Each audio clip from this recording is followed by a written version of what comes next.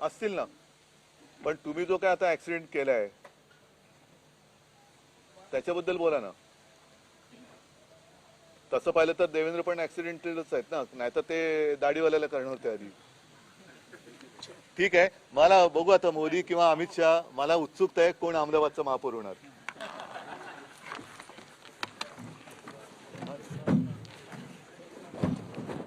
मराठवाड्या दौऱ्याची आज सांगता झालेली आहे आणि यावेळेस त्यांनी राज्य सरकारवर टीका केलेली आहे. तसंच विखेंवर देखील टीका केलेली आहे. विखेंना बोलण्याचा अधिकार नाही असा टोला त्यांनी लगावलेला आहे. तर कुबड्या फेकण्याची हिंमत या सरकारमध्ये नाही असं देखील ते म्हणाले. निवडणुका आल्यावर फक्त फसवी आश्वासनं देतात असं उद्धव ठाकरे यांनी म्हटलंय.